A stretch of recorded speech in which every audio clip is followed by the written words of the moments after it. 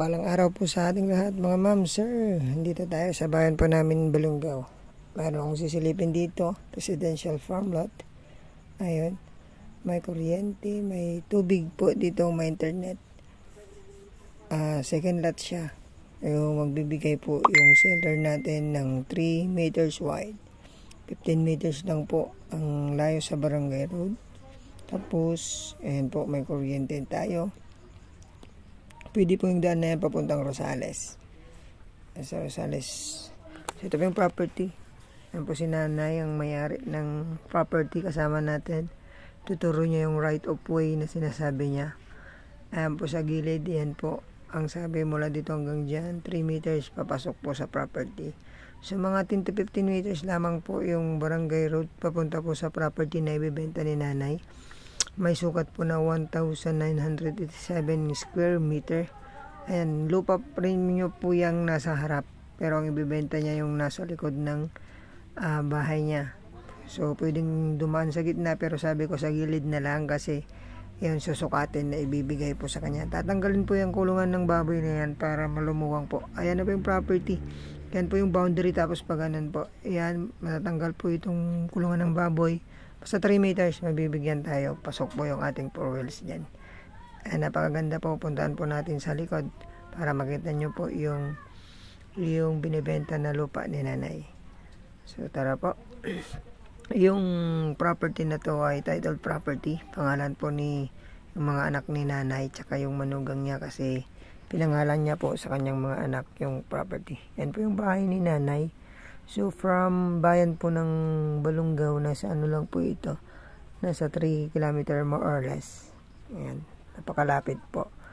Tapos, sa Carmen, mga ano lang, 15 minutes. Nandito ka na po sa property. Ito na po yung property ni nanay. Natamyan niya ng, ano yan, palay, mais, gulay.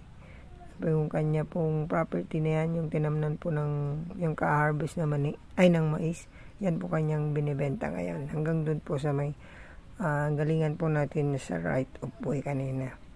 So maganda po itong property dahil napakalapit lapong po ng Tiplex nito.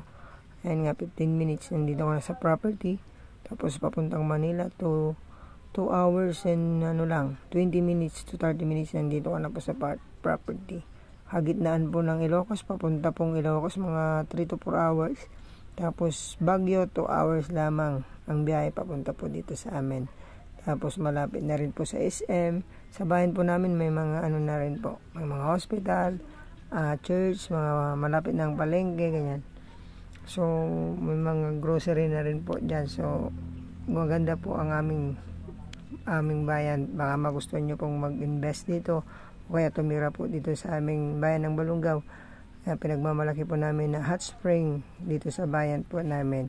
Ayan po yung kanina yung right of way. Tatanggalin po yung kulungan ng baboy niyan para pasok na pasok yung ating sasakyan.